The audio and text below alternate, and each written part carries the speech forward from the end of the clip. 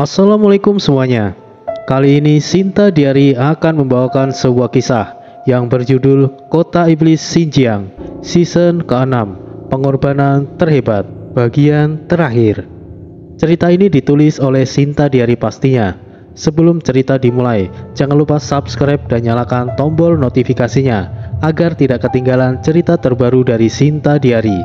Tentunya dukungan kalian akan membuat kami lebih bersemangat untuk menulis cerita-cerita yang lebih menarik lagi. Oke, langsung saja, inilah ceritanya. Peringatan Des, konten ini mengandung suara yang keras lo ya. Mungkin akan mengganggu pendengaran. Hehehe. Kemunculan para instruktur Padepokan Guntur Geni membuat situasi Jaka dan lainnya tidak lagi terpojok. Namun, masih belum ada kemungkinan situasinya akan aman. Mereka harus berusaha lebih keras lagi untuk mendapatkan posisi yang aman. Tidak perlu menahan diri lagi. Tosan Aji, lintang kemuliaan. Sebuah keilmuan khusus yang dimiliki oleh Ki Babat Alas. Energi hitam menyelimuti tubuhnya, membuat jiwanya menjadi semakin besar dan kuat. Putu Segoro Saka Gumede.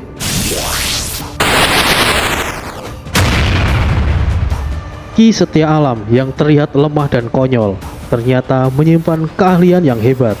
Putu Segoro adalah keilmuan legendaris yang sudah lama menghilang. Pengguna ilmu ini mampu mengendalikan elemen air, akan tetapi bukan sembarangan air. Seluruh jiwa Ki Setia dikelilingi oleh bintik-bintik air terdingin. Saking dinginnya, musuh yang terkena air ini akan langsung membeku dan hancur. Ki Salak Gede, sapu angin jagat.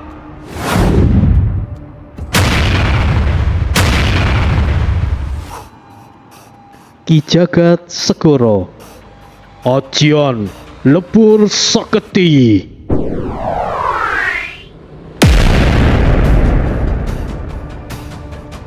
Keempat instruktur Padepokan Guntur Geni telah mengerahkan kemampuan terkuat mereka.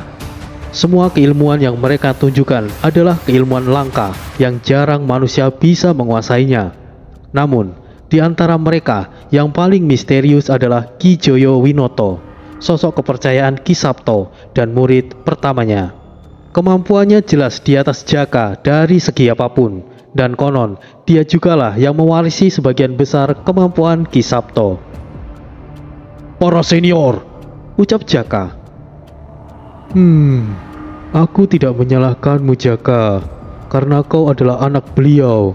Sikapmu tidak jauh beda dengannya saat beliau masih muda. Istirahatlah sejenak. Serahkan pada kami di sini. Segera bantu kami setelah kau pulih Jaka, kata Ki Joyo tersenyum.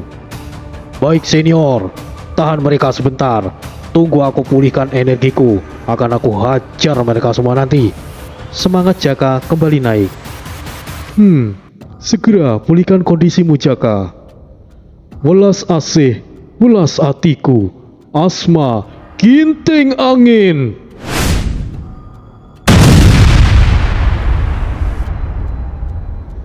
Ki Joyo Winoto juga mulai bergerak. Minos merasa sangat bersalah, tapi tidak ada yang perlu disesalkan. Pada akhirnya, jalan yang mereka pilih tidak akan merubah takdir yang telah ditetapkan.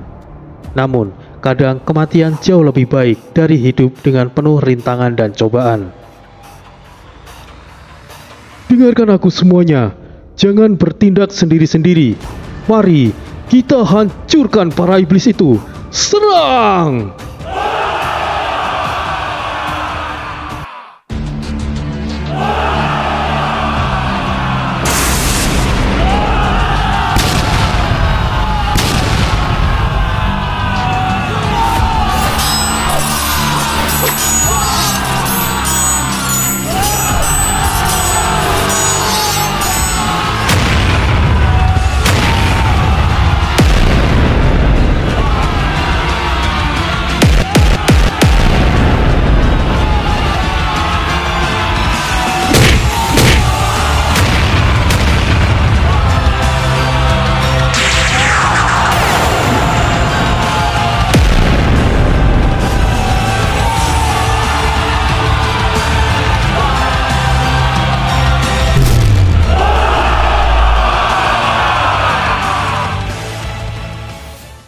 Di sisi lain, Tori tidak seberuntung Jaka. Sinta berusaha mati-matian untuk melewati para pangeran iblis. Namun tidak ada yang berubah. Meskipun keberuntungan Tori kecil, dia tidaklah sendiri. Iblis Sage terlalu meremehkan Tori dan lainnya. Iblis Sage berencana menjebak Tori dan menguras energi spiritual mereka, sebelum pada akhirnya akan membunuhnya. Akan tetapi, rencana Iblis Sage memang berhasil.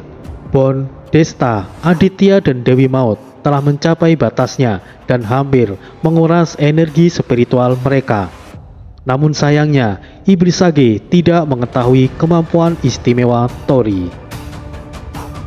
Sudah saatnya ronde kedua dimulai. Bersiaplah menerima sesuatu yang besar. Bon, Desta, Aditya dan Dewi Maut akan sekali lagi mendapatkan sesuatu yang sangat luar biasa. Maksudmu apa, Des? Tori hanya tersenyum. Apa yang mereka lakukan? Iblis Sage mulai curiga dan menebak-nebak. Di alam dewa berada, para leluhur naga masih memperhatikan pertarungan Tori dari kolam semesta. Mereka tahu bahwa Tori dan lainnya tengah terdesak. Mereka sudah sampai pada batasnya. Aku akan bertindak sebagai pencegahan, ucap Shenlong, naga emas. Jangan gegabah, Shenlong. Alam Dao adalah dalam kendaliku. Apa kau tidak menghormatiku?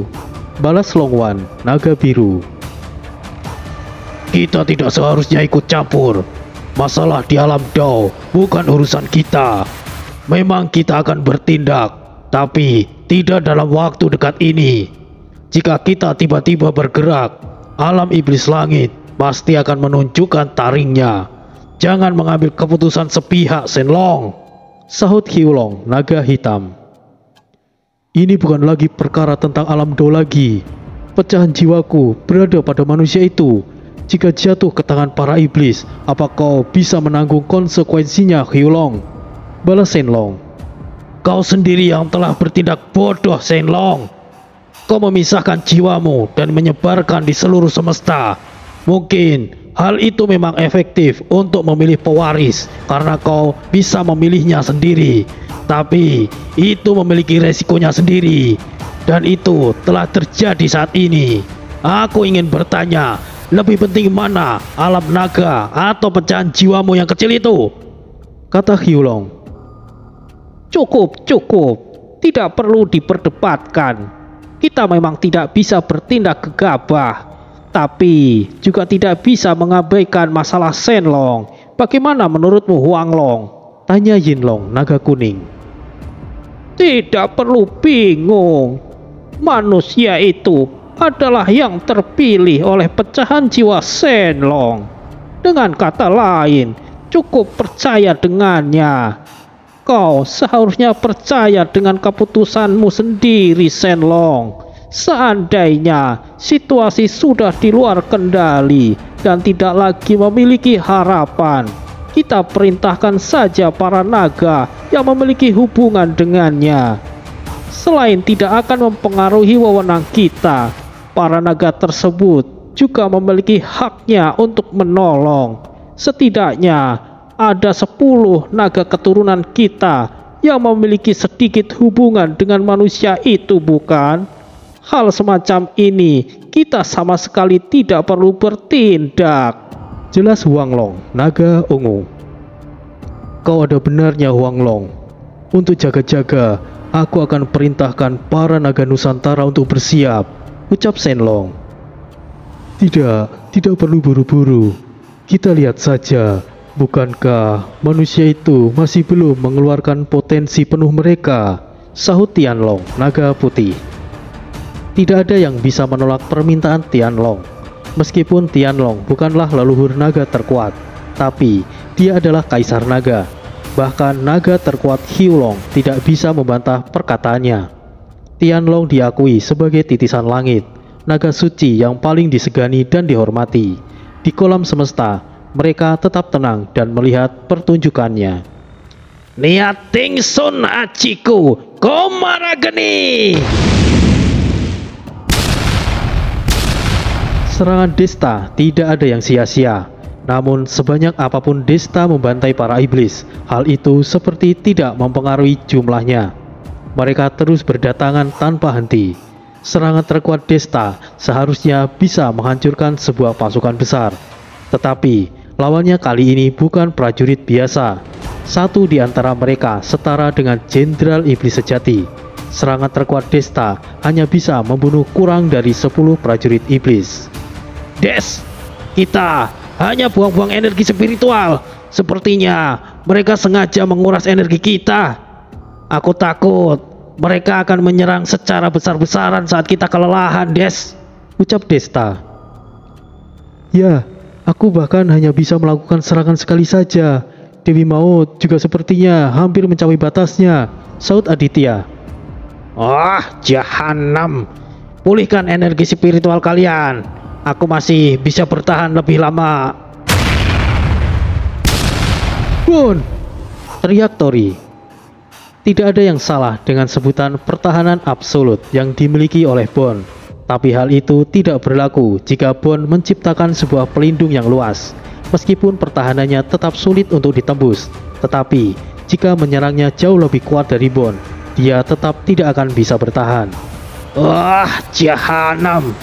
Aku tidak apa-apa. Serangan barusan bukanlah apa-apa, tapi aku tidak bisa melindungi kalian lagi. Aku sudah tidak memiliki cukup energi spiritual, balas Bon yang sempat terpental setelah menahan serangan kuat yang tidak diketahui siapa yang menyerangnya.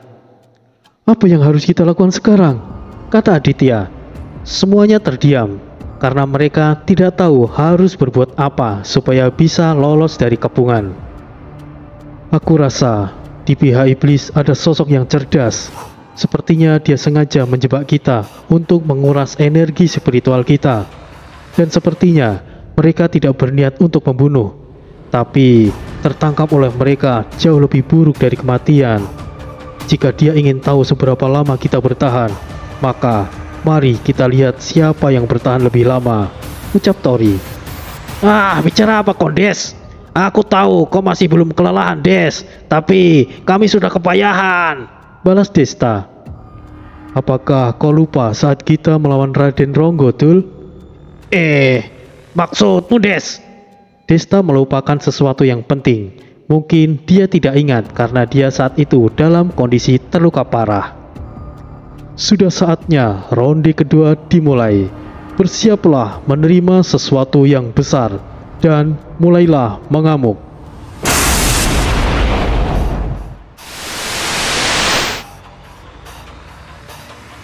Bon, Desta, Aditya, dan Dewi Maut telah mendapatkan suplai energi spiritual yang melimpah. Kini mereka seperti kembali seperti semula. Iya, aku baru ingat, Des. Kau bisa berbagi energi spiritual. Kata Desta. Api Komara kembali berkobar. Semangat Desta kembali naik. Niat bertarungnya menjadi menggebu-gebu. Ini luar biasa. Perasaan yang luar biasa, ucap Aditya dan Dewi Maut. Energi angin yang tajam melambung tinggi hingga menembus awan. Dewi Maut telah bangkit dan kembali dengan kekuatan penuhnya. Bagus. Sekarang, majulah iblis jahanam.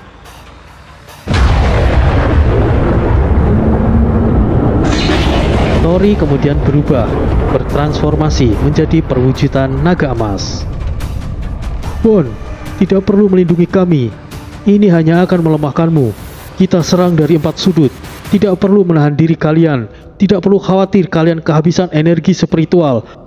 Mengamuklah sesuka hati kalian, ucap Tori. Aku suka ini, Des. Niat Tingson Ajiku Komara Geni. Desta tidak lagi menahan diri atau menghemat energi spiritualnya. Dia mengerahkan ajian pamungkasnya di tingkat tinggi. Api Komara berubah menjadi putih transparan, api terpanas yang bisa dia ciptakan. Mampus kau jahanam! Bon mengawali serangan. tinjunya menghancurkan musuh di hadapannya dan membuatnya berantakan. Hahaha, rasakan ini.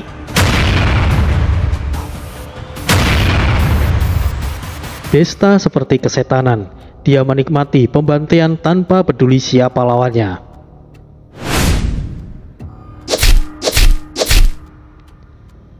Seperti angin puting beliung, Dewi Maut mengerahkan segenap kemampuannya. Angin yang dilewatinya memotong dan mencincang para iblis di jalurnya.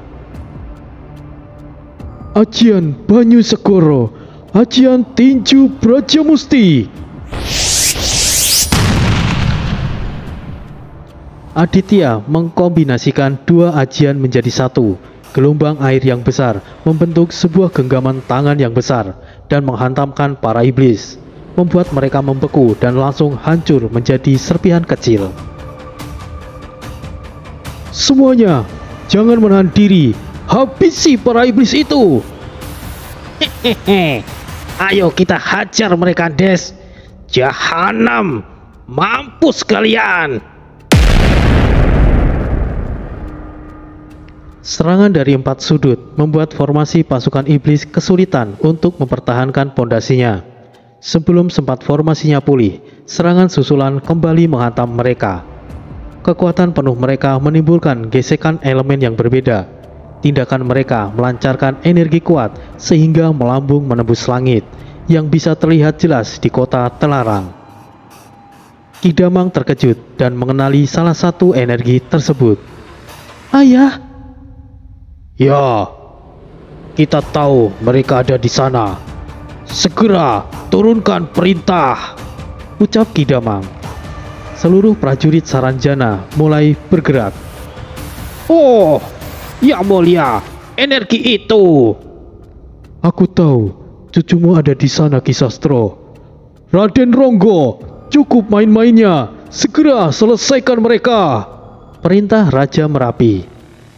Beraninya memerintahku, terserah aku mau apa, jangan mengaturku, balas Raden Ronggo. Kau lihat cahaya elemen itu, di sanalah makhluk kuat yang sebenarnya. Maka dari itu, segera selesaikan di sini sebelum kesempatan besar diambil orang lain, sahut Ki Sastro. Apa kau yakin di sana ada musuh yang kuat? Tanya Raden Ronggo. Hehehe, bermimpilah. Kau kira bisa melewatiku? Meskipun kau mampu pergi ke sana, Raja Iblis Mogu bisa mengalahkanmu hanya dengan satu jarinya. Kau terlalu tinggi menilai dirimu. Hehehe, sahut Pangeran Iblis yang menjadi lawan Raden Ronggo. Oh, itu bagus. Bagus, bagus. Raden Ronggo tidak sabar ingin segera bertemu sosok kuat seperti Raja Iblis Mogu. Jadi, Raden Ronggo tidak lagi menahan diri dan menyelesaikan pertarungannya dengan cepat. Sial, bagaimana bisa sosok ini meningkat lagi kekuatannya? Batin Pangeran Iblis. Raden Ronggo adalah sosok yang kuat. Semakin kuat lawannya, dia akan menjadi lebih kuat. Jika saja saat itu di alam Merapi tidak memiliki tekanan kemampuan, Tori dan lainnya sudah pasti kalah. Kini, tidak ada yang membatasi kemampuan Raden Ronggo. Semakin dia bertarung, dia akan semakin kuat. Di wilayah lain juga menyadari tentang energi elemen yang melambung tinggi tersebut. Biksu Tong yang awalnya bingung ingin mengambil jalan, kini dia telah menemukan jalur untuk menemui Tori. Rombongan Inyek Rimbu juga tertarik. Mereka juga memutuskan untuk pergi menuju sumber tersebut. Apa yang terjadi dengan mereka? Iblis Sage tidak menutupi keterkejutannya.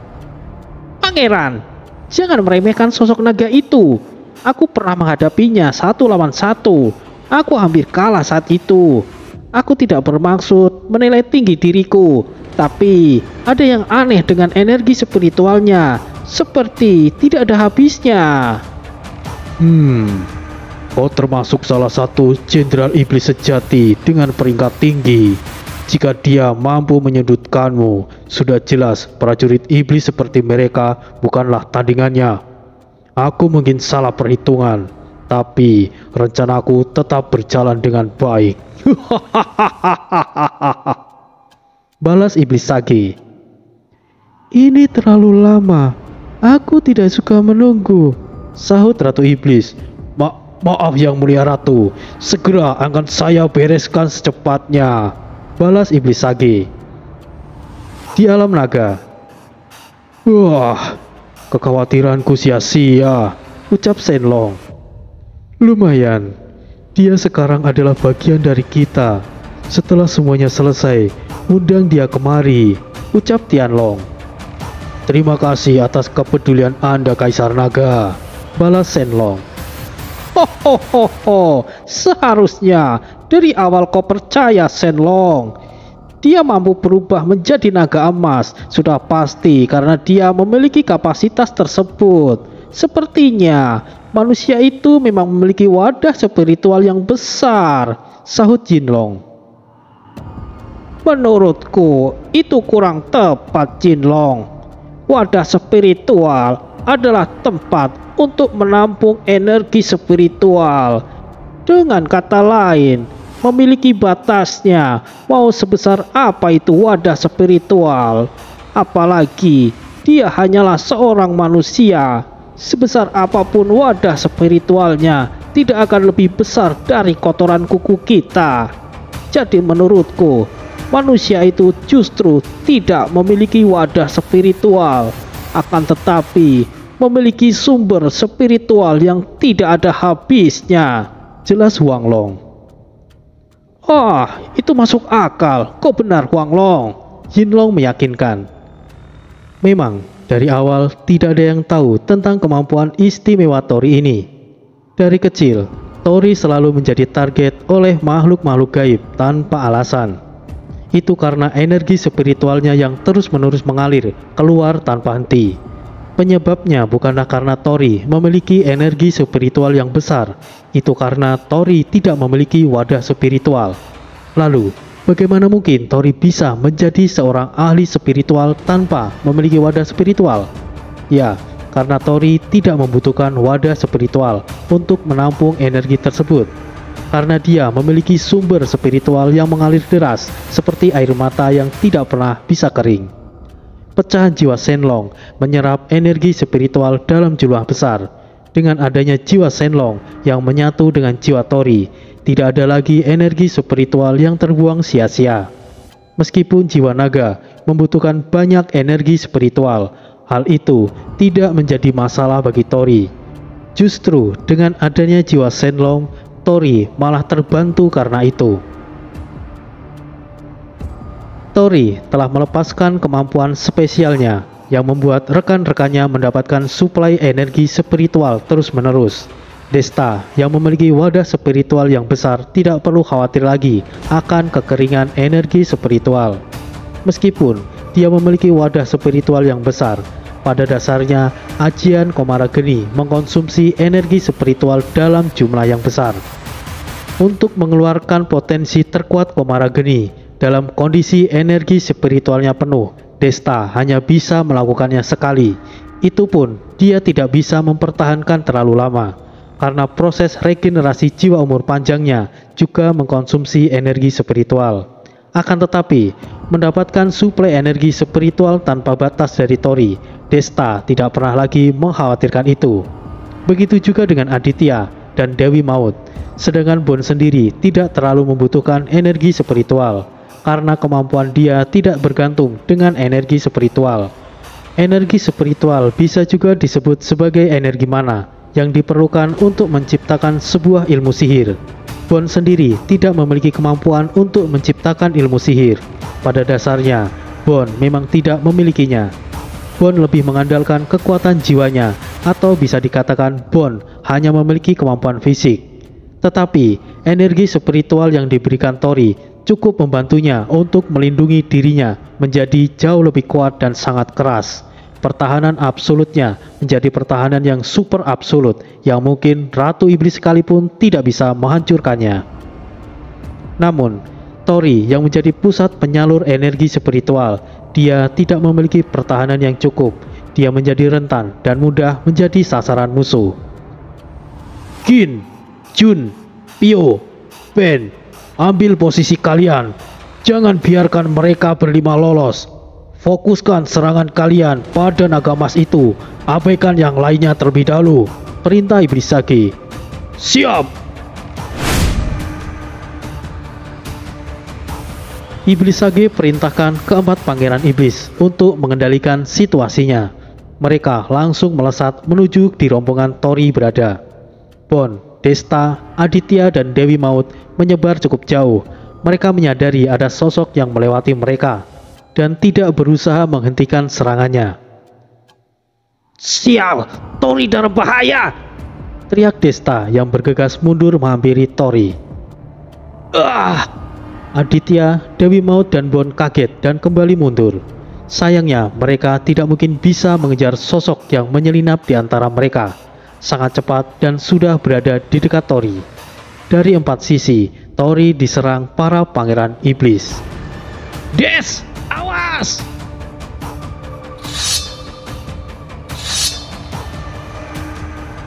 Keempat pangeran iblis menyerang bersamaan. Sudah terlambat bagi Tori untuk menghindarinya. Oh Mani Padehom. Cahaya putih yang suci menyinari Tori. Para pangeran iblis yang menyerang Tori seketika mundur. Cahaya tersebut adalah cahaya pemurnian. Bagi iblis, cahaya tersebut adalah racun.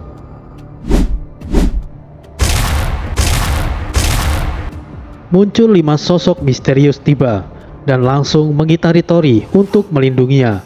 Dan 1 sosok lagi turun dari langit berdiri di atas bunga teratai salju yang mekar. Amitabha, untunglah kami tiba tepat waktu, ucap Biksu Tong yang perlahan turun ke daratan. Cahaya putih bersinar menyinari Biksu Tong. Wajahnya sangat tampan dan memancarkan kewibawaan yang mempesona. Para iblis yang melihatnya tidak bisa membuka mata mereka. Iblis biasa yang melihatnya akan langsung terbakar menjadi abu. Majikan kakak, apa kau baik-baik saja? Ucap Baji. Oh, Subaji, dan kalian para dewa elemen. Biksu Tong, ucap Tori. Amitabha, aku senang Anda baik-baik saja Tuan Tori, balas Biksu Tong. Terima kasih telah membantu Biksu Tong. Jika tidak, mungkin aku tidak bisa selamat. Apa yang kalian lakukan di sini? Apakah kalian sudah mendapatkan kitab sucinya? Balas Tori. Oh, kami sama sekali tidak mendapatkan petunjuk Tuan Tori. Sebelum pembicaraan kita lebih jauh, alangkah baiknya kita keluar lebih dulu dari sini. Wukong, Gumo, Wuci, Suzan, bantu mereka. Baji, tetaplah di sini. Baik, Guru. Mereka menyebar ke 4 arah. Rencana Iblis Sage kembali digagalkan. Tapi bukan berarti Iblis Sage akan menyerah begitu saja. Dia memiliki banyak rencana cadangan tentunya. Tapi Ratu Iblis tidak mau menunggu lebih lama lagi.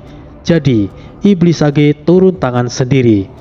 Mungkin kemunculan Biksu Tong dan para muridnya akan mengubah situasi saat itu. Akan tetapi tidak menjamin kemungkinan mereka bisa selamat. Di tempat lain gerbang suci, Raden Ronggo berhadapan dengan komandan tertinggi pasukan iblis Borok, Pangeran Iblis ke-76, dan Jenderal Iblis Sejati Rado, Iblis ke-610. Gambi, salah satu Jenderal Iblis Sejati yang kuat, telah gugur saat berhadapan dengan Pangeran Bipangga. Kekuatan pasukan Borok tentu telah berkurang. Pangeran, ada yang aneh dengan makhluk ini. Aku takut ini tidaklah mudah. Meskipun tadinya aku bisa melawan dengan imbang, tapi sepertinya sekarang akan sulit bagi saya menghadapinya, ucap Rado. Apa yang kau takutkan? Dia palingan menggunakan metode terlarang untuk membangkitkan kekuatannya. Aku rasa dia sudah mulai putus asa. Bunuh dia sekarang, jangan menahan diri lagi, perintah Borok. Sial, apa pangeran menyuruhku untuk membakar energi iblisku? Mungkin aku bisa mengalahkannya jika melakukannya, tapi jika aku lakukan, tanda iblisku bisa rusak. Dan ditambah lagi, kemampuanku akan menurun drastis setelah itu. Ah, sial, kenapa harus aku? Batin Rado. Apa yang kau tunggu? Cepat bunuh dia, Rado. Baik, Pangeran Borok. Ah, sial, tidak ada pilihan lain. Iya.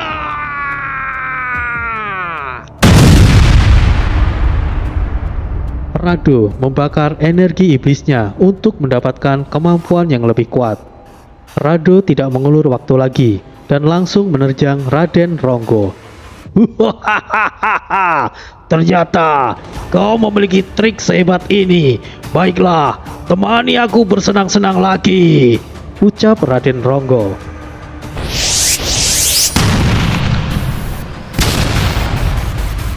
Benturan keras di antara mereka menimbulkan gelombang yang dahsyat. Tidak ada yang berani ikut campur pertarungan mereka. Pertempuran di gerbang suci menjadi ajang duel antara Raden Ronggo dan Rado. Semuanya menjaga jarak, takut terkena dampak serangan mereka. Raden Ronggo dan Rado bergelut dengan sengit, saling menyerang dan bertahan. Meskipun Rado menjadi lebih brutal, Raden Ronggo juga tidak kalah brutal. Gemuruh pertarungan mereka membuat wilayah gerbang suci bergetar. Suara serangan yang saling beradu memekikkan telinga. Keduanya terpental seperti mereka benar-benar imbang. Namun, Raden Ronggo perlahan semakin meningkat kekuatannya. Semakin dia mendapati luka, dia akan semakin bertambah kuat. Majulah! Sialan. Duel kembali berlanjut. Memang prosesnya cukup lama, tapi Rado semakin lama semakin melemah, sedangkan Raden Ronggo justru semakin kuat. Rado mulai kewalahan. Dia tidak lagi bisa melancarkan serangan balasan, hanya bertahan dan sesekali mencoba untuk menyerang.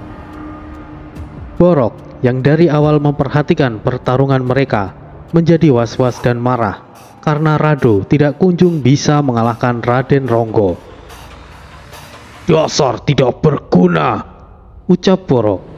Tanpa punya rasa malu, Pangeran Borok tiba-tiba ikut campur dalam pertarungan.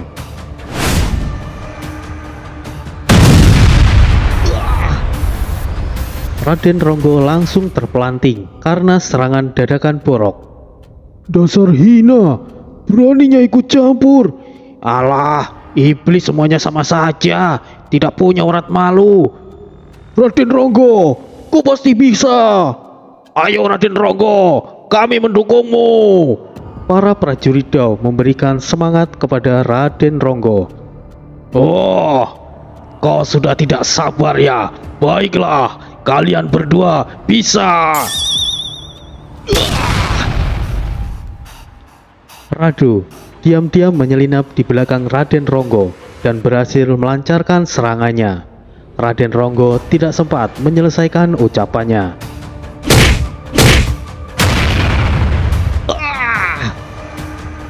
Borok tidak memberikan kesempatan kepada Raden Ronggo untuk mendarat dan langsung melancarkan serangannya.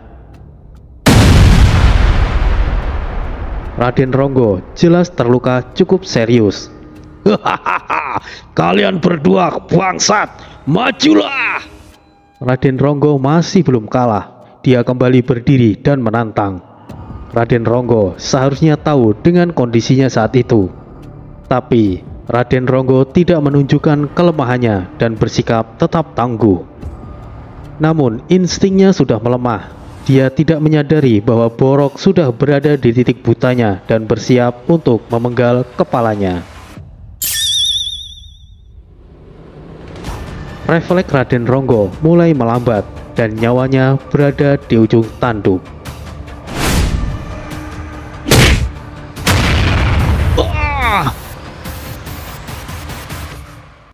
Raden Ronggo selamat dari maut. Sosok tinggi dan kekar tiba-tiba muncul di dekat Raden Ronggo. Borok ditendang sangat keras dengan santainya.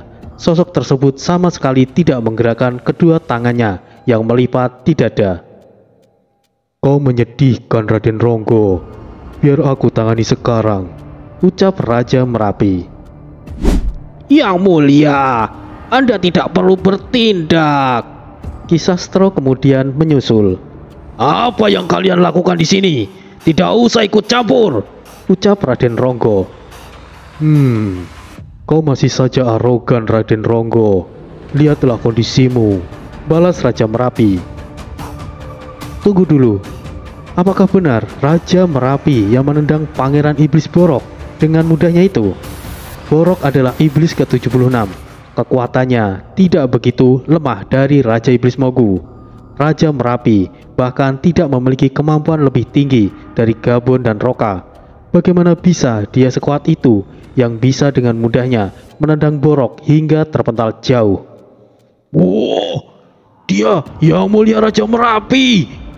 Bagaimana kau bisa tahu?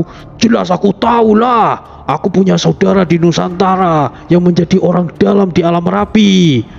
Saudara yang mana yang kau maksud?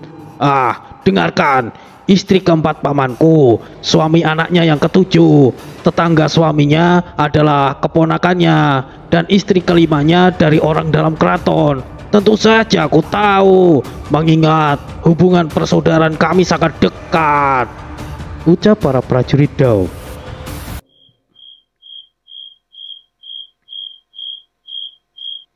Raja Merapi memang terkesan lemah saat berada di alam Merapi. Ketika Tori dan rekannya ke sana waktu itu, alam Merapi memiliki pembatas yang mampu menekan kemampuan setiap makhluk yang ada di sana. Pembatas tersebut diciptakan oleh Mbah Petruk untuk menjaga kestabilan alam Merapi. Dan untuk membuat pembatas itu berfungsi dibutuhkan energi spiritual yang besar. Raja Merapilah yang telah mengendalikan pembatas tersebut sehingga dia mengalami penurunan kemampuan yang sangat besar.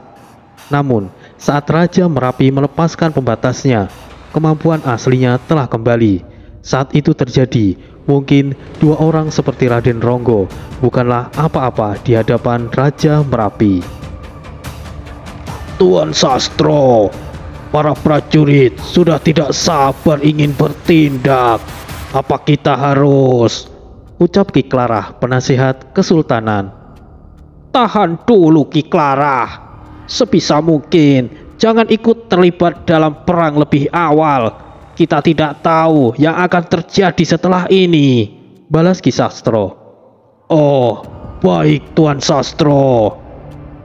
Tapi untuk jaga-jaga kita harus bersiap Ki Klarah. Sentano, persiapkan prajurit. Tapi ingat, jangan bertindak sebelum ada perintah dariku. Dimengerti Ki Sastro, balas Sentanu. Mungkin di gerbang suci akan segera teratasi, tapi di gerbang bumi telah berakhir. Meskipun kerusakan di gerbang bumi sangat parah, tapi kemenangan sudah dipastikan. Kini Raja Abimanyu beserta kelompok lainnya tengah menuju sumber cahaya elemen yang terlihat beberapa waktu lalu. Sementara rombongan Inyi Rimbo harus menghadapi gerombolan ketiga pasukan iblis saat mereka hendak menuju sumber cahaya. Hati-hati semuanya. Selain pasukan iblis ini sangat banyak, di antara mereka ada sosok yang kuat. Jadi jangan bertindak sendiri-sendiri, ucap Datuk Gadang. Apa yang kau khawatirkan, Datuk? Kurambi, Wiramka. Kedua cakram kembar Mak Hitam langsung berdengung. Senjatanya sudah tidak sabar untuk membelah musuh. Para pengawal Raja Kayo juga telah bersiap. Mereka setuju kepemimpinannya diserahkan kepada Inyi Rimbo. Hanya tinggal menunggu perintah darinya. Perang akan terjadi. Dengarkan aku semuanya. Meskipun musuh lebih banyak dari kita, jangan pernah takut. Mari kita tunjukkan kemampuan kita dari tanah Minang.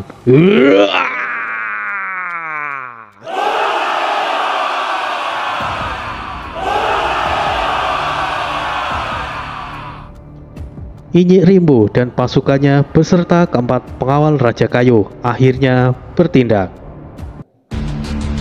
Ayo maju, Kurambi, Wiramka.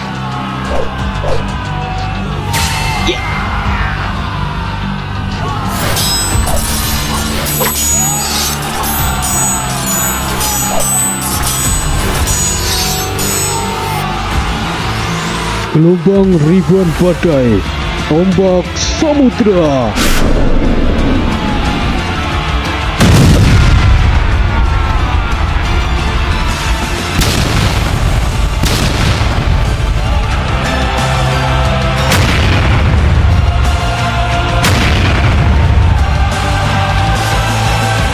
Menarilah, cemeti sakti kayu.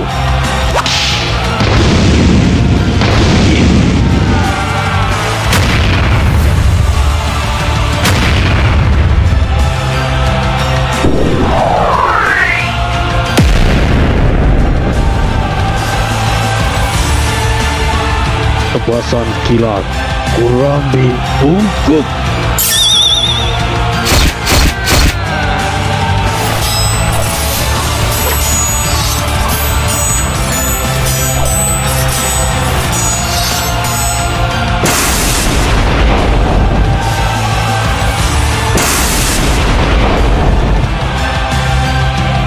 Hujan pedang, busur pajang.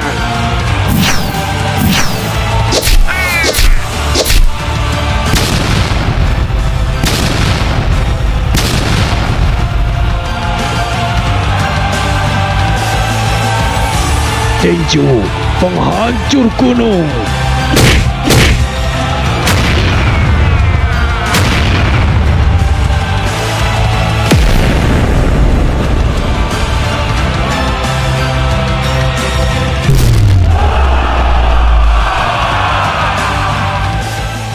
Ratusan ribu prajurit iblis menghadang rombongan Inyek Rimbo yang berjumlah hanya ratusan.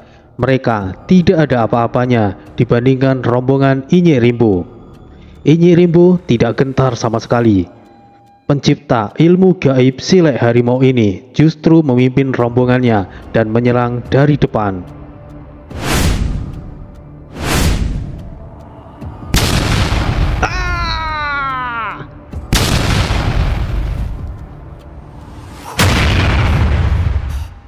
Ribuan lebih burung gagak mengepakkan sayapnya menutupi pandangan musuh sehingga tidak menyadari bahwa rombongan Inyek Rimbo telah mendekat. Bunuh mereka!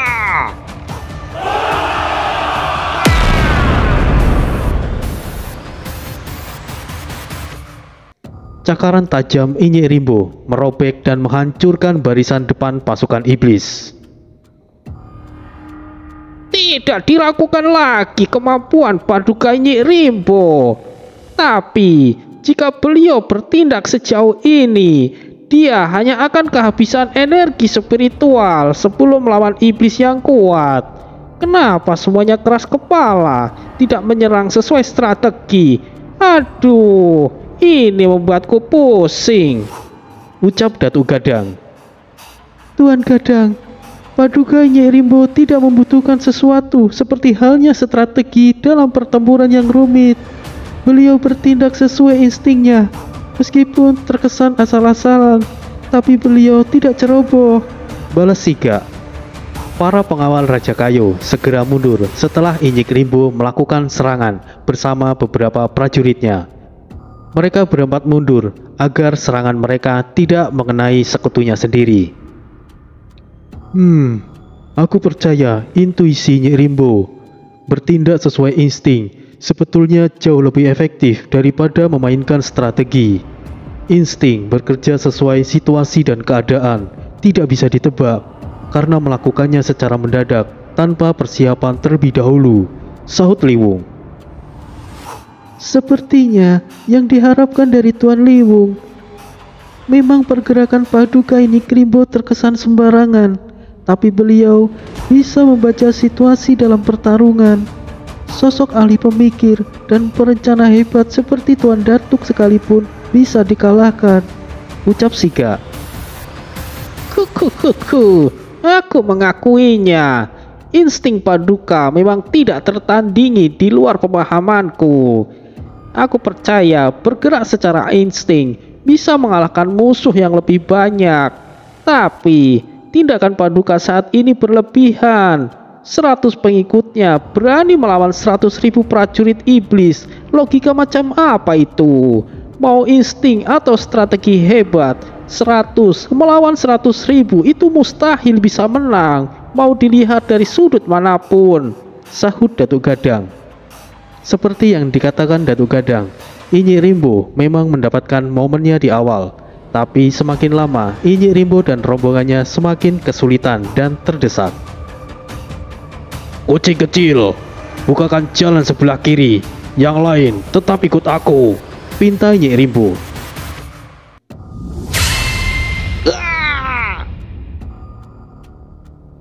Pusaka Cakrama Hitam membelah dan memotong-motong musuhnya.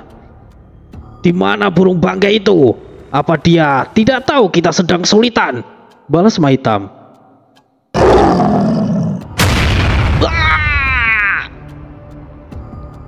Tidak usah pedulikan yang lain, urus saja bagianmu kucing kecil, balas Inyi Rimbo sambil membantai para iblis di hadapannya.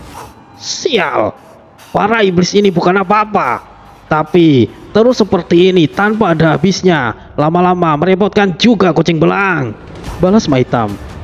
Di saat Inyi Rimbo dan Ma Hitam membantai para prajurit iblis, sosok kuat yang memimpin para iblis tersebut tentu saja tidak tinggal diam. Siapa makhluk arogan ini?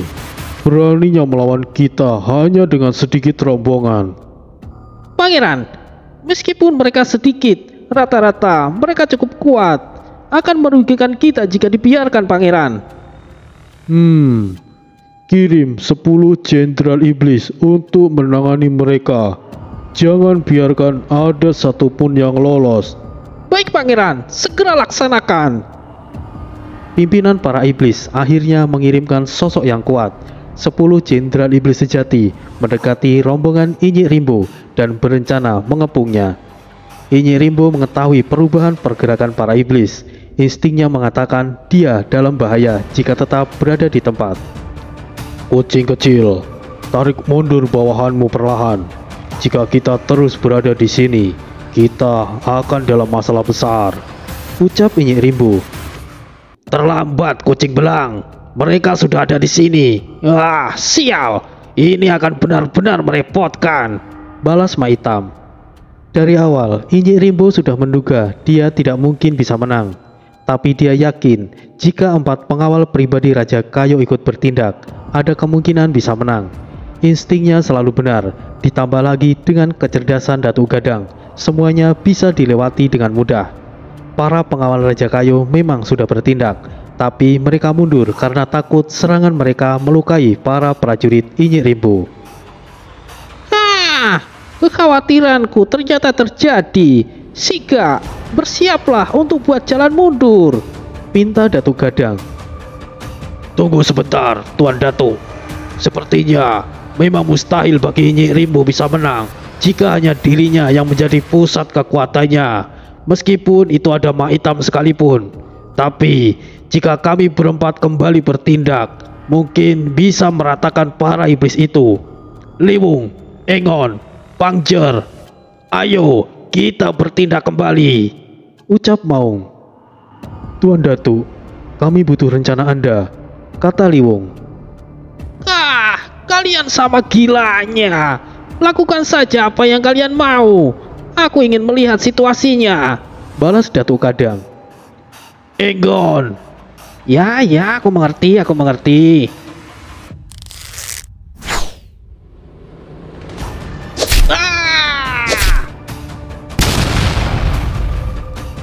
Satu tarikan busur pajang mengeluarkan 10 anak panah. Di udara, anak panah tersebut saling berbenturan dan menciptakan ribuan panah yang menghujani para iblis.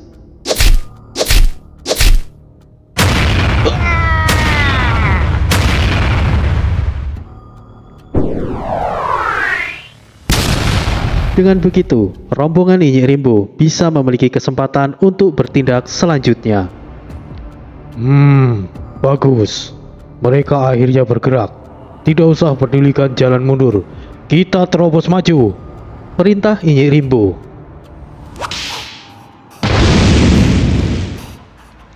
Cemeti Raja Kayo menyambar musuhnya. Mereka yang terkena meleleh meskipun hanya terkena sedikit goresan, karena cemeti berduri tersebut mengandung racun yang sangat ganas.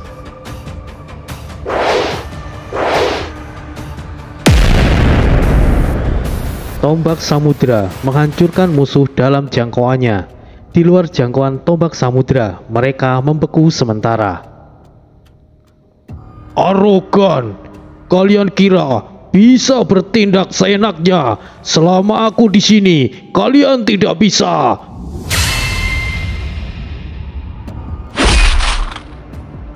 Jenderal Iblis sejati itu terlalu banyak omong. Dia tidak menyadari bahwa dirinya telah terpotong-potong. Pangjer dengan serangannya yang cepat dan tajamnya belati Kurambi bungkuk musuh sampai tidak menyadarinya bahwa dia sudah mati. Di medan perang iblis, Ki Sabto dan Eyang Sismoyo cukup kesulitan menghadapi wanita kecubung dengan nama lain Datura. Sifang Bayhu tidak bisa ikut campur lebih jauh meskipun dia ingin, karena tindakannya akan mempengaruhi penjuru mata angin. Sebagai pelindung, Sifang Bayhu tidak bisa ikut campur dalam pertempuran, kecuali itu ada kaitannya dengan wilayah di penjuru mata angin.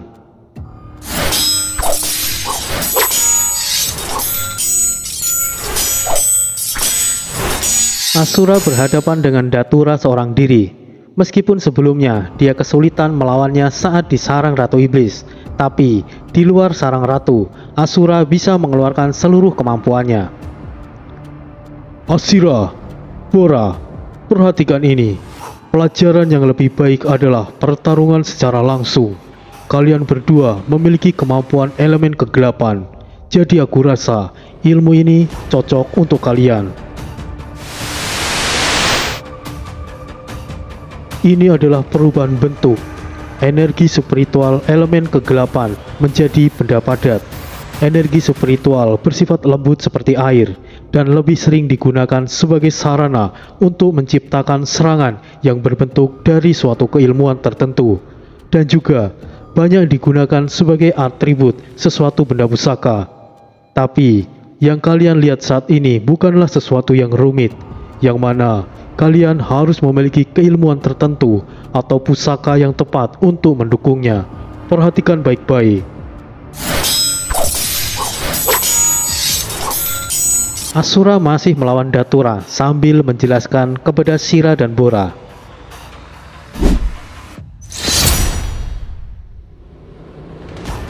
Sira mengikuti setiap gerakan Asura. Dia cepat belajar dan langsung mampu memadatkan energi spiritualnya dan membentuk dua buah belati kembar.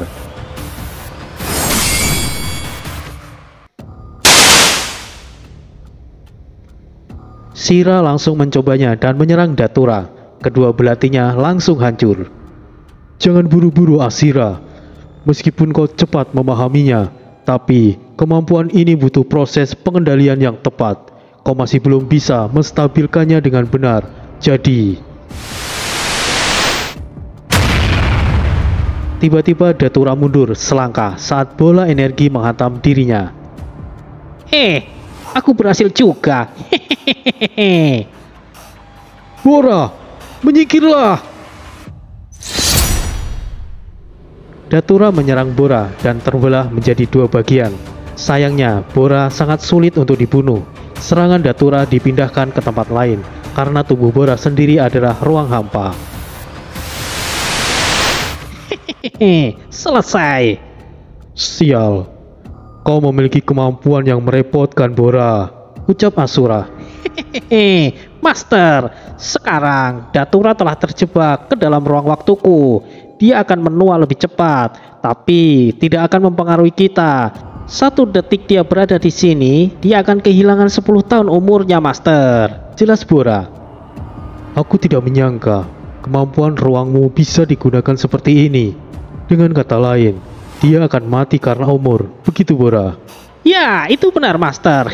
Hehehe. Sayangnya Bora tidak tahu bahwa Datura adalah makhluk pohon yang memiliki umur panjang. Semakin tua sebuah pohon akan semakin kokoh dan kuat. Sementara itu, Mbah Basil, Maras, dan Mbah Sabar memiliki kesulitannya sendiri melawan Datura. Mereka sama sekali tidak bisa berpaling darinya. Datura bukanlah lawan yang mudah. Mo! Di lokasi Tori berada, Gumo membantu Bon menghadapi musuhnya. Oi, sapi hitam! Apa yang kau lakukan di sini? Jahanam! Mau ku hajar kau. Aku bukan sapi, aku Raja Kerbau, balas Gumo. Apa bedanya? Kerbau juga turunannya sapi juga tahu. Sepertinya kau ingin dipukul. Kalian berisik sekali. Satunya sapi, satunya lagi kecebong. Sahut Pangeran Iblis Piuyang, iblis ke-71. Kecebong, kecebong hitam.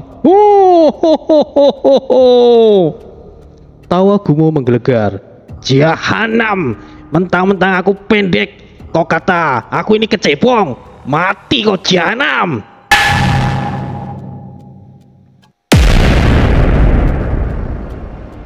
Serangan Bon ditahan dengan mudah.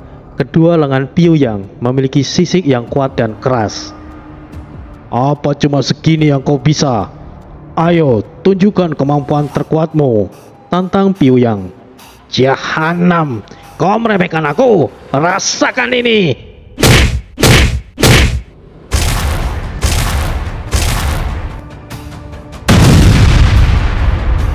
Serangan beruntun Bon dilancarkan. Piuyang sama sekali tidak tertekan dan menerima semua pukulan Bon tanpa satupun dia hindari. Iblis jahanam ini kuat juga.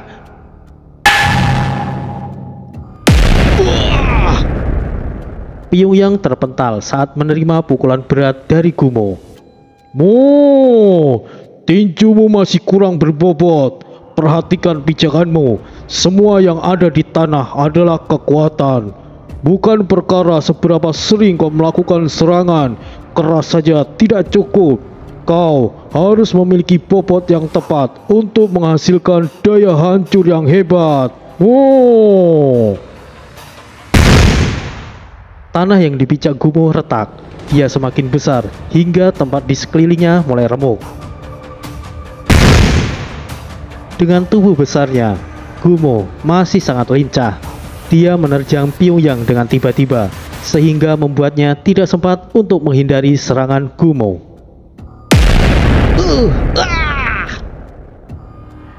Piuyang terpental sangat jauh, entah seberapa jauh sampai tidak terlihat.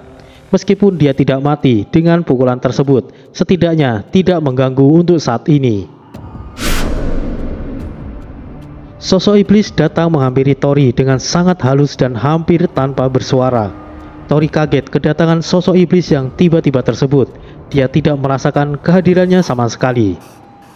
Matilah!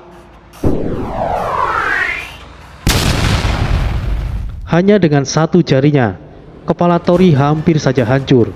Tori beruntung bisa menghindar, tapi salah satu tanduknya hilang terkena serangan iblis Sage. Ami, Dewa Om. Pelindung suci tercipta.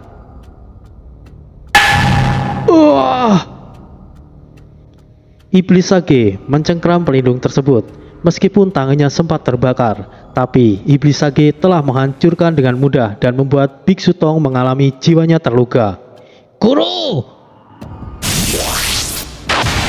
Baji menghampiri gurunya dan bersiap untuk menghadang Iblis Sage. Dia sangat kuat, Baji. Kita hadapi dia bersama. Bagaimana dengan lukamu, majikan kakak? Tidak ada yang perlu dikhawatirkan, Baji. Ayo kita bertarung. Tombak naga emas telah muncul, dan perlahan tanduk naganya yang patah juga kembali pulih. Matilah! Awas! Iblis Sage sama sekali tidak memberikan kesempatan, tanpa basa-basi dan mengatakan hal yang tidak perlu. Tori berusaha untuk menahan serangan Iblis Sage saat mengkhawatirkan keselamatan Biksu Tong. Bagaimana Tori akan menghindari serangan Iblis Sage kali ini? Matilah! Iblis Sage tidak menahan diri. Energi iblis dalam jumlah yang besar terkumpul di lengannya. Nah, suamiku, Des, Tori, Tuan, majikan kakak. Energi iblis yang begitu kuat tidak mungkin bisa dihindari oleh Tori dalam jarak yang begitu dekat. Meskipun jiwa Tori sangat kuat, karena memiliki sumber naga. Tetap saja jika Tori terkena serangan tersebut, dia tidak akan selamat. Ini, apakah aku takut? Apa pada akhirnya aku akan mati? Kini aku mengerti. Selama ini aku bisa melewati semua kesulitan hanya karena aku beruntung. Aku terlalu sombong dan menganggap diriku sudah cukup kuat hanya dengan pencapaian yang kecil ini. Sial. Bahkan aku belum sempat jalan-jalan kuliner di Cina. Batin Tori. Kau manusia yang berani yang pernah aku lihat. Aku tidak menyesal mengikutimu meskipun harus mati saat ini, ucap Shenlong dalam percakapan pikiran. Terima kasih Shenlong, sudah menemaniku sejauh ini. Suatu kehormatan bagiku.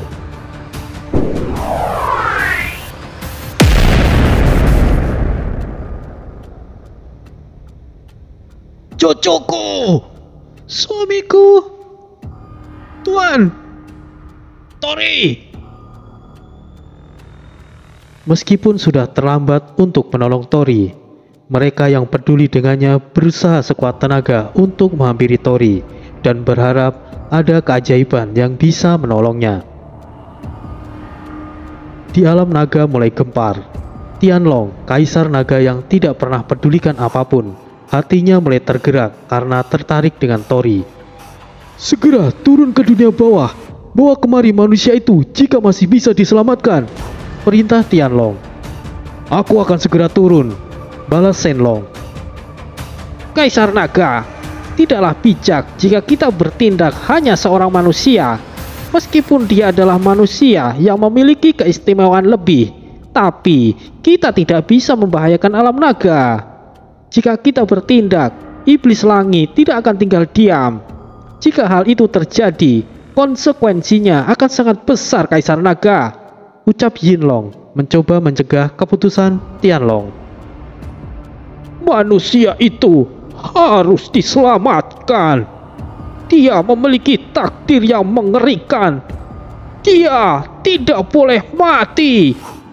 Dia akan menjadi harapan terbesar bagi bangsa naga, balas Huanglong dengan tatapan yang serius. Maksudmu, apa kau telah mendapatkan penglihatan Huanglong? Kami yakin jika itu ramalanmu.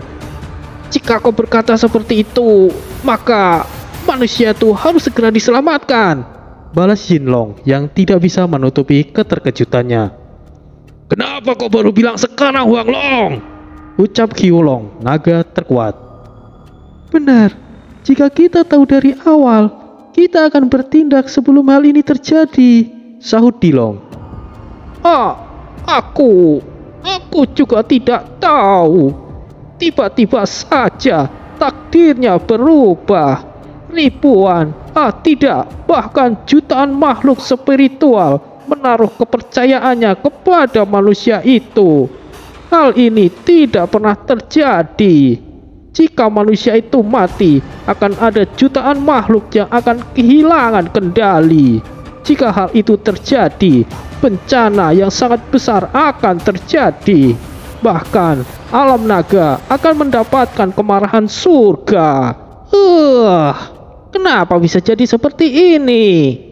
Yinlong frustasi membayangkan jika tragedi itu terjadi. Semuanya tenanglah. Kita berharap saja manusia itu masih bisa diselamatkan. Jika tidak, kita tutup alam raga rapat-rapat dan bersiaga penuh untuk mencegah terjadinya bencana yang dikatakan Huanglong, sahut Tianlong.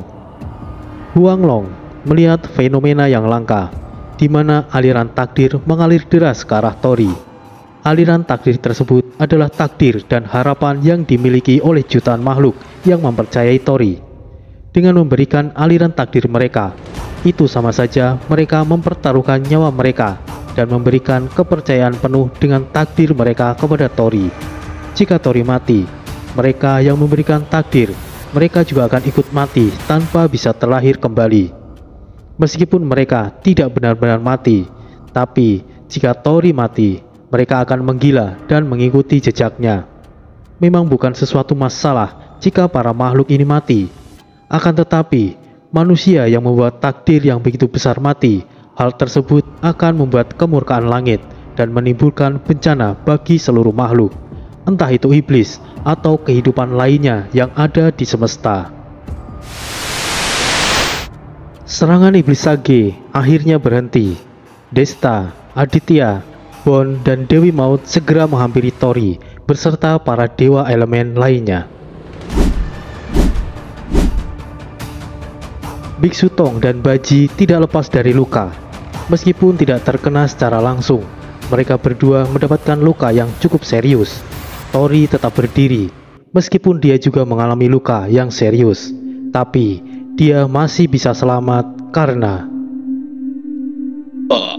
Aku senang setidaknya Tuhan bisa selamat. Maafkan aku tidak bisa melayani Tuhan lebih lama lagi.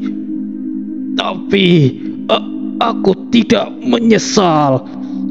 Suatu kehormatan bisa melayani Anda, Tuhan.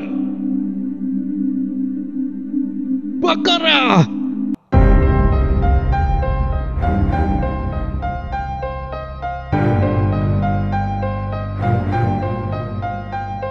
Tidak ada yang tahu bagaimana caranya Bakara bisa tiba di sana dan menjadi perisai untuk Tori. Bakara hangus dan sesaat kemudian gugur setelah mengucapkan beberapa patah kata. Bakara adalah pengikut Tori pertama dan yang paling setia dan dipercaya oleh Tori. Dari semua pengikut Tori, Bakara adalah satu-satunya yang dipercaya memegang akses buku jiwa selain Sintan. Bakara tidak memiliki keluarga maupun klan, tidak seperti Gabon atau Roka. Keluarga dan klannya telah musnah oleh Talus, penguasa alam Kerinci saat itu. Negara Singa Terbang adalah tempat baginya, tempat yang membuatnya sangat dihargai dan dihormati sebagai kepercayaan Tori. Bakara tidak lagi diremehkan atau direndahkan.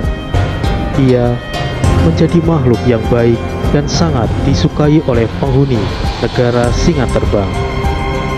Pengorbanan Bakara membuat luka yang dalam bagi Tori. Ia gemetar menahan amarahnya.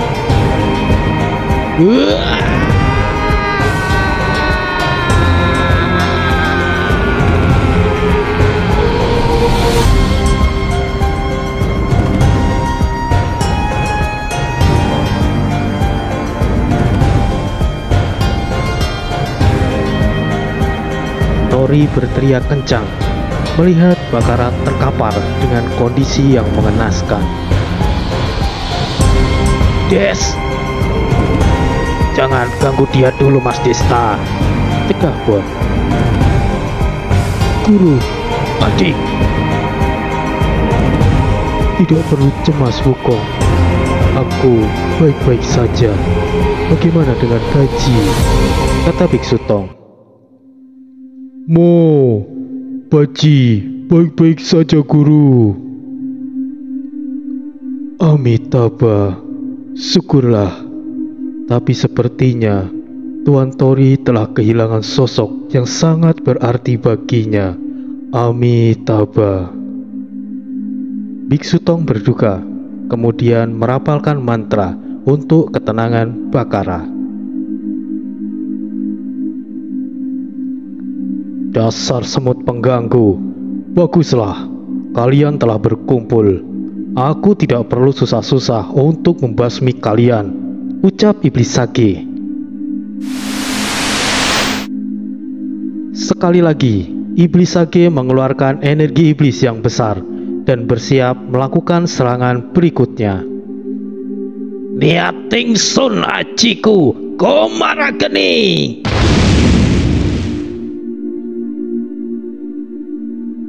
Banyu Segoro Braja Musti.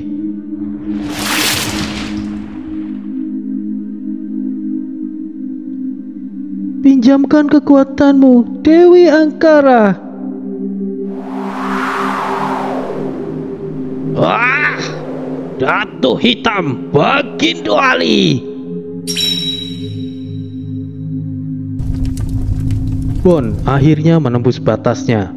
Jiwanya yang hitam berubah menjadi merah bara seperti besi yang dipanaskan.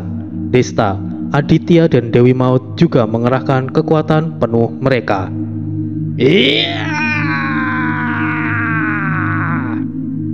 Teriakan Bon sangat mendominasi. Mereka berempat menyerang bersamaan menerjang Iblis Sage. Sial, timingnya menjadi tidak pas. Sial para semut ini. Kalau begitu, matilah kalian.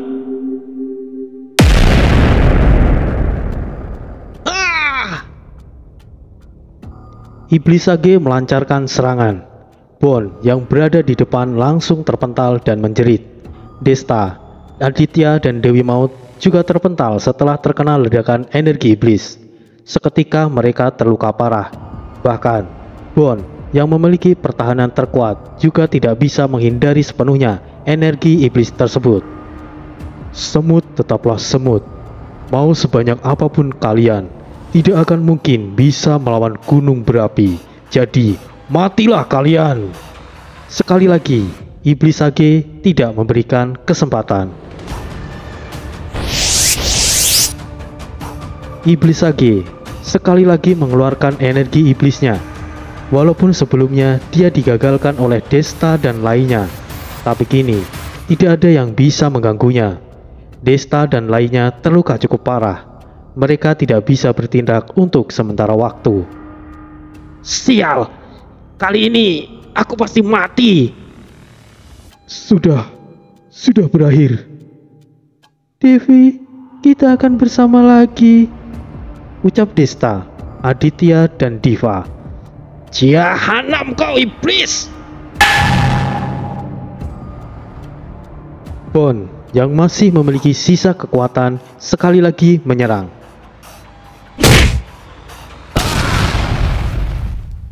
Bon langsung terpelanting saat diserang oleh 4 pangeran iblis lainnya. Gin, Jun, Pio, Ben, minggirlah. Baik pangeran. Bon tidak lagi bisa bergerak. Dia sudah cukup lemah karena jiwanya sudah cukup terbebani. Kini Desta dan lainnya tidak bisa berbuat apa-apa lagi. Akan tetapi keajaiban tiba-tiba datang. Bukan hanya Tori saja yang mendapatkan kepercayaan, tapi mereka juga memiliki seseorang yang memberikan takdir mereka. Bukan hanya sekedar takdir makhluk biasa, akan tetapi manusia yang berarti bagi mereka. Sayang, kau tidak boleh menyerah. Kau sudah berjanji untuk tetap hidup untukku, ucap sosok bayangan wanita yang tiba-tiba muncul di hadapan Desta. Seketika Desta langsung bangkit. Apa itu kau? Laura, istriku. Aku kira kau telah pergi, balas Desta. Mana mungkin aku cepat-cepat pergi dan meninggalkan suamiku yang suka bertindak ceroboh. Aku sudah pernah katakan, aku akan selalu hidup di dalam dirimu. Berjuanglah suamiku.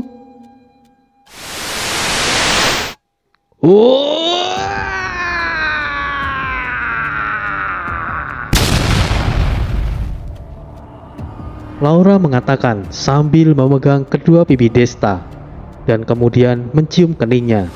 Seketika energi spiritual Desta meluap-luap bersamaan hilangnya Laura. Di lokasi lain di mana Bon terkapar tidak berdaya. Liontin yang Bon pakai sebagai kalung bersinar terang. Muncullah sosok wanita dengan semerbak wangi, aroma bunga kantil yang menyegarkan, sangat anggun, cantik dan imut. Wanita itu menghampiri dan mencolek Bon yang sedang terkapar. Bang Bon, ucap wanita itu sambil mencoleknya dengan jarinya yang kecil yang indah. Bon masih tidak bergerak, jiwanya cukup tertekan. Namun Tiba-tiba Bon bangun dengan mata yang melotot. Wah! Bon berteriak dan bangkit tiba-tiba. Dewi yang terkejut juga ikut berteriak. Pesona lembutnya langsung hilang saat menunjukkan ekspresi kagetnya tersebut. Dewi, apa yang kau lakukan di sini, Neng? Bukannya kau sudah kembali? Ucap Bon. Bang Bon, jahanam gila kamu. Aku pikir kau kenapa? Apa-apaan itu teriak-teriak? Aku hampir mati sekali lagi karena kaget tahu. Balas Dewi kesal. Dewi, kamu. Bon memasang tampang yang blow on. Ketegangan dan perasaan takut tiba-tiba menghilang melihat tingkah laku konyol Bon. Siapa yang tahu Dewi yang seorang arwah yang tinggal di Liontin memiliki sikap yang lembut, anggun, dan sangat imut itu menunjukkan tingkah konyolnya saat dia terkejut. Reaksi kagetnya membuat semua orang geli melihatnya. Seandainya saat itu bukan dalam situasi yang genting, semuanya pasti akan tertawa lepas. Tapi mereka hanya tersenyum, setidaknya sedikit terhibur dalam situasi yang tegang tersebut. Namun hal itu tidak merubah sedikit pun mood Tori. Gabon, Roka, dan Gamon muncul. Mereka telah sembuh sepenuhnya. Hei, Bakara! Hei, Bakara! Ini tidak lucu. Bangun kau bangsat! Gamon langsung menghampiri sahabatnya yang tergeletak tidak bernyawa. Gamon, dia sudah mati. Kalian bertiga, tolong jaga jiwanya tetap utuh, pinta Tori. Serahkan kepada kami, balas Gabon. Tidak, ini tidak benar. Kau jangan main-main, Bakara.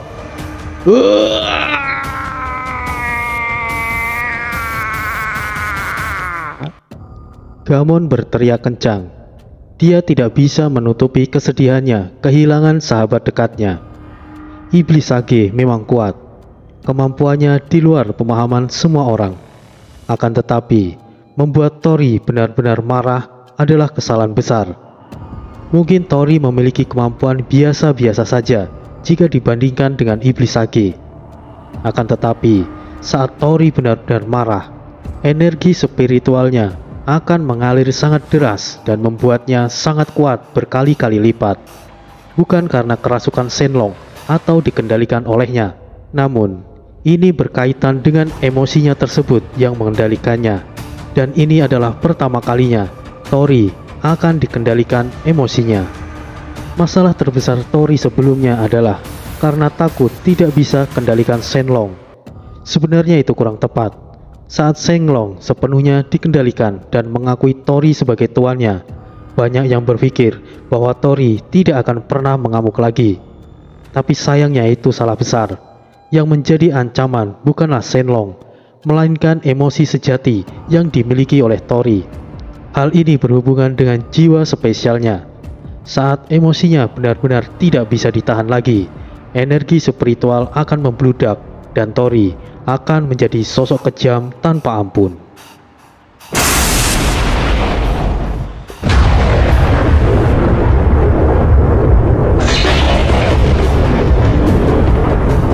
Langit bergemuruh, petir berbagai warna seakan mengikat awan-awan pekat yang menggulung di langit Dao.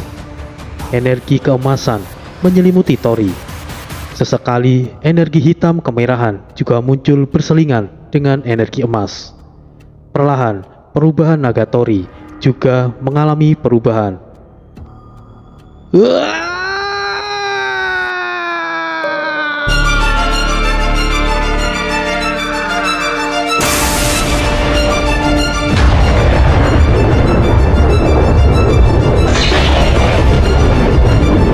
Sekali lagi, Tori berteriak dengan keras. Berbagai jenis petir menyambar Tori. Kemarahannya tidak bisa lagi dibendung. Inilah kemampuan sejati dan terkuat Tori, yang mana akan menjadi mimpi buruk berkepanjangan bagi musuhnya. Apakah yang akan terjadi? Nantikan kisah selanjutnya, Kota Iblis Xinjiang season akhir, Bangkitnya Iblis Hati. Saya selaku penulis dan pembawa cerita, Troy Lasdan mengucapkan terima kasih sebanyak-banyaknya atas dukungan kalian semuanya. Wassalamualaikum warahmatullahi wabarakatuh.